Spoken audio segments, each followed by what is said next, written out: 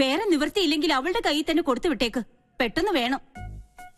എന്റെ ഈശ്വരന്മാരെ, ജീവിതത്തിൽ ആദ്യമായിട്ടാ ഒരു 50,000 രൂപ കടം കൊടുക്കുന്നത്. പക്ഷെ രാജലക്ഷ്മി ആയതുകൊണ്ട് തിരിച്ചു കിട്ടും, ഉറപ്പാ.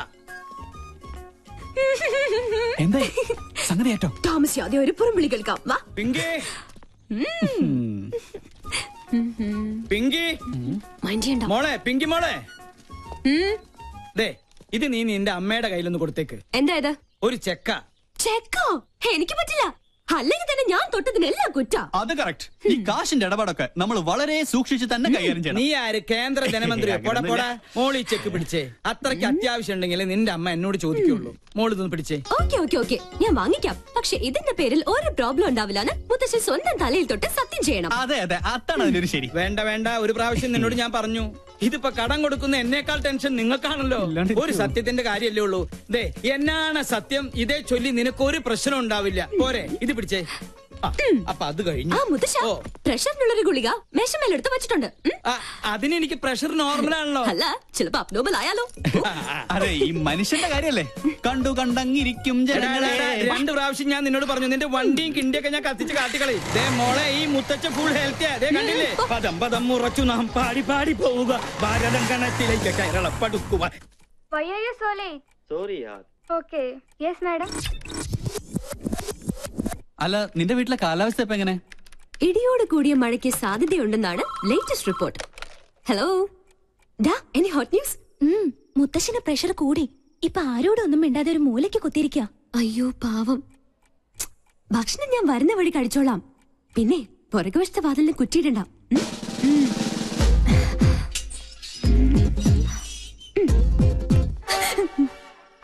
എനിക്കറിയാം ഇന്ന് നീ ഈ കുറുക്കോഴിയിലൂടെ എഴുന്നള്ളൂന്ന്. തെരുവില് മോണോ ആക്ട്, വീട്ടില് മിമിക്രി. എന്താ നിന്റെ ഉദ്ദേശം? പോ ഇവിടെ. കണ്ടില്ലേ മുത്തച്ഛന്റെ അവസ്ഥ?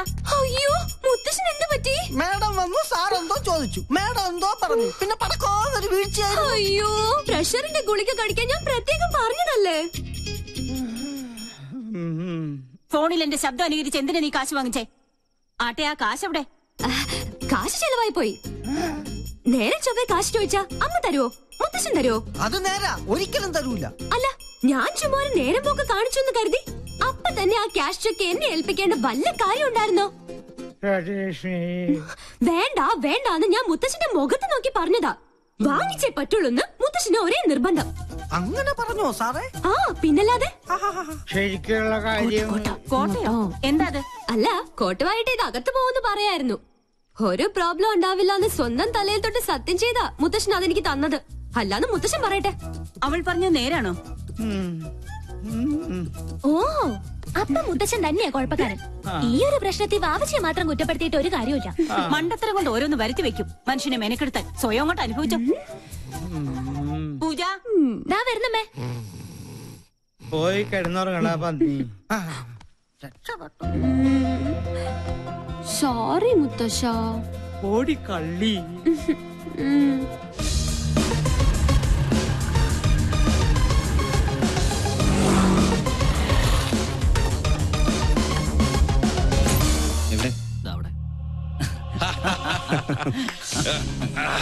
ചൊണക്കുട്ട്, എന്റെ തുറുപ്പിച്ചിട്ട്. എന്തായാലും നിന്നെ സമ്മതിച്ചിരിക്കുന്നു. എത്ര പെട്ടെന്നാ അവളെ നീ വളച്ചെടുത്തത്.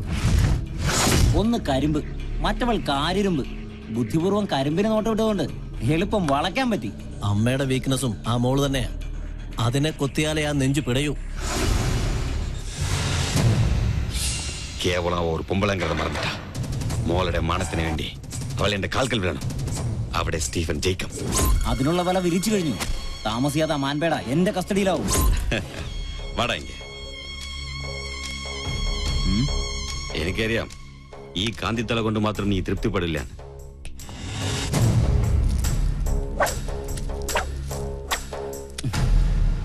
തൽക്കാലം മിനിക്കാൻ എനിക്കിപ്പോ മതി. അപ്പൊ പറഞ്ഞ പോലെ.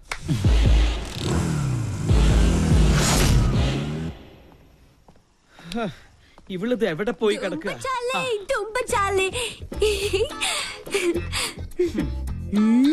നായിക്കിരിക്കാൻ നേരമില്ല, എന്നാലും നായി നടന്നിട്ട് ഒരു കാര്യമില്ല. എന്നല്ലേ മുത്തശ്ശൻ ഇപ്പൊ പറയാൻ ഉദ്ദേശിച്ചത്?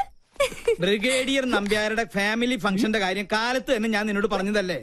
ഇനി അത് നിന്റെ അമ്മയുടെ വായി നിന്നെ കേൾക്കണമെന്നില്ല. അതിന് സമയമാവുന്നല്ലേ ഉള്ളൂ. ദാ ഞാൻ ready. എന്റെ പൂച്ചക്കുഞ്ഞ് എന്താ ഇരട്ടത്ത്?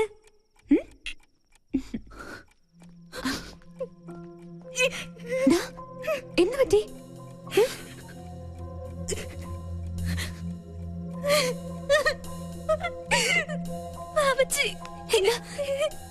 എന്താ ഉണ്ടായേ? ആ ശരത്ത് തന്നെ.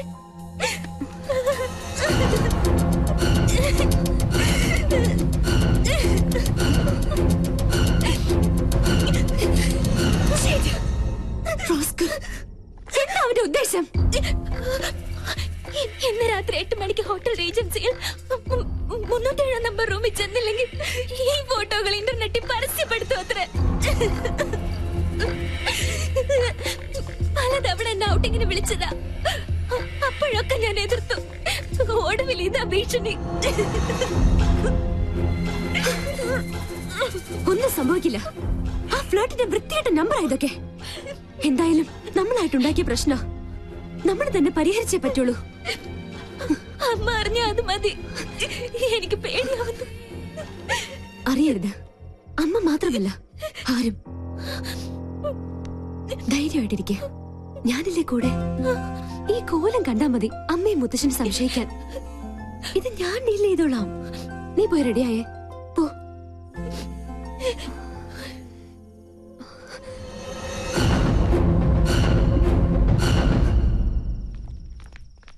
സമയം വൈകിലോ? നീ ഇതെങ്ങോട്ടാ? സ്റ്റുഡിയോ വരെ. ഈ രാത്രിയിലോ? ഇപ്പഴാ ഓർത്തത്. നാളത്തെ എപ്പിസോഡ് എഡിറ്റ് ചെയ്യാനുണ്ട്. എന്ത് മലമറിക്കുന്ന ജോലിയായാലും ശരി, ഇന്ന് നീ ഞങ്ങളുടെ കൂടെ വന്നേ പറ്റൂ. എന്താ മേം സാബ് ഇങ്ങനെ വാശി പിടിച്ചാലോ? ചെയ്യും തൊഴിൽ അന്നമെന്നല്ലേ. ഈ മുത്തശ്ശനാണ് സത്യം. സ്റ്റുഡിയോ വർക്ക് കഴിഞ്ഞത് നേരെ ഫംഗ്ഷൻ. ഓക്കെ? കണ്ടില്ല അവളുടെ അനുസരണക്കേട്. ഈ മരഞ്ചാടിയോട് പറഞ്ഞിട്ട് എന്താ കാര്യം? ഒരു കണക്കിന് അവൾ ഇല്ലാത്തത് നന്നായി. വന്നാ എന്തെങ്കിലും കുരുത്തക്കേട് ഒപ്പിക്കും, അത് ഉറപ്പാ.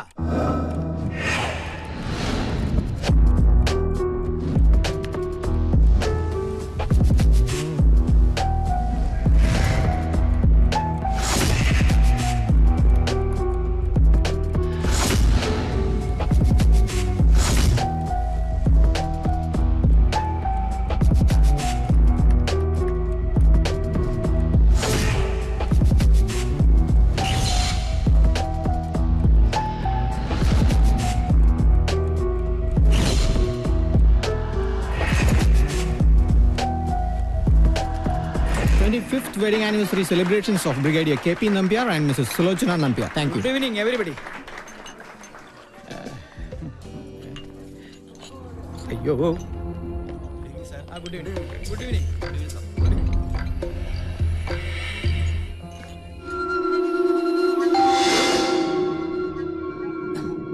Yes, come in.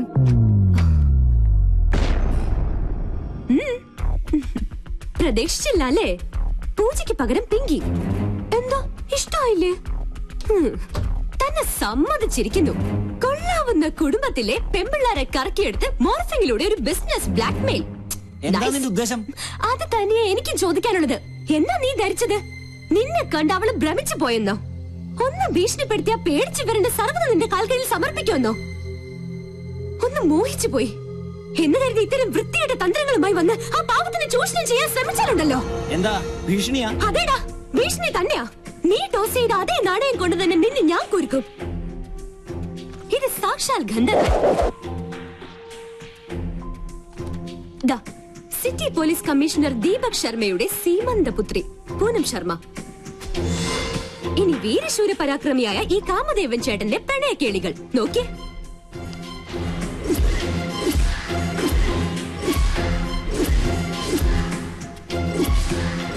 താമസിയാതെ ഈ ലീലാവിലാസങ്ങൾ ഇന്റർനെറ്റിൽ പ്രദർശിപ്പിക്കപ്പെടും. അറിയാലോ, ഈ പെങ്കൊച്ചിന് ചുമ്മാ ഒന്ന് കമന്റ് അടിച്ചു പോയതിന് പാവം ഒരു MBA വിദ്യാർത്ഥിയുടെ കുടുംബത്തിന്റെ വേര് തോണ്ടി കഷായം കാച്ചിയവന കമ്മീഷണർ. ചേട്ടൻ പേടിച്ചു അല്ലേ? ഇതൊരു സാമ്പിൾ മാത്രം. കാലം മാറി മോനെ. ഇത്തരം ചപ്പടാച്ചി വേലകൾ കൊണ്ടൊന്നും ഇനി പെമ്പിള്ളാരെ പാട്ടിലാക്കാൻ പറ്റില്ല.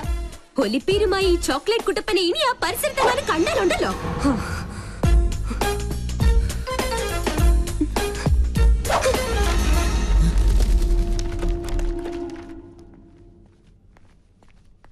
മോളെ മോളെന്താ ഇവിടെ? അത് അങ്കിൾ ഞാൻ പിന്നെ എന്റെ ഒരു ഗസ്റ്റിനെ കാണാൻ വന്നതാ. ഈ രാത്രിയിലോ? ആരാ ഗസ്റ്റ്? അങ്കിളിന്റെ ആളെ അറിയില്ല. സ്റ്റുഡിയോയിൽ ഇത്തിരി ജോലിയുണ്ട്, ഞാൻ പോട്ടെ.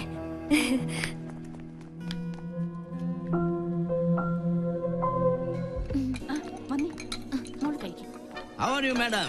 What's up in your life? Where is Pinky? Excuse me. Hello. How are you? മോളങ്ങ് വളർന്നു പോയല്ലോ. ഞാൻ പോട്ടെ അങ്കിൾ.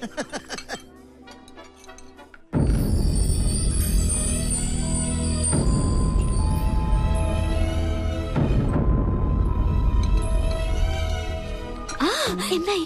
എല്ലാം ഓക്കെ. ആ ഫ്ലേർട്ടിന്റെ നട്ടല് പിഴുതെടുത്താ ഞാൻ വരുന്നത്. ഞാൻ ആകെ ടെൻഷനിലായിരുന്നു. എന്റെ പൂച്ചക്കുട്ടി ഇനി ടെൻഷനൊന്നും വേണ്ട. ഹേയ് മാം, നിൽക്കും. എന്തിനാ ഇങ്ങനെ ദേഷ്യം കാണിക്കുന്നേ? സ്റ്റുഡിയോയിലെ ജോലി തീർന്നു. നീ മിണ്ടരുത്. Hi doctor. ഹലോ. ആരാ ഇവരൊക്കെ? ഇതിന്റെ മോളാ പൂജ. എന്ത് ചെയ്യുന്നു? ടീച്ചറാ. ഓ വെരി ഗുഡ്. ഇത് ഞങ്ങൾക്ക് അല്പം ധൃതിയുണ്ട്. സോറി. ഓക്കെ.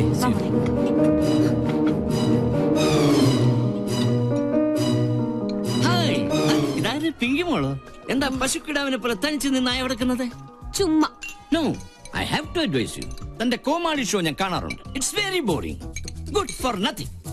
കോളനിയിലെ ലോക്കൽസിനൊപ്പം കൂടി ഒരു ബഫൂൺ കളി. That is not pinky show, it's monkey show. Please uncle, ഞാനിപ്പോ നല്ല മൂഡിലല്ല, വിട്ടേക്ക്. No, no, no, no, you have to listen to me. You know, we will lose our culture and dignity if you move with these sort of low-class people. It will not affect you, but it will affect the goodwill of Rajalakshmi. You know, you should follow the European culture. പോടാ പട്ടി. What? പോടാ European പട്ടി. Sabji, fish ka time. Haji, haji, haji.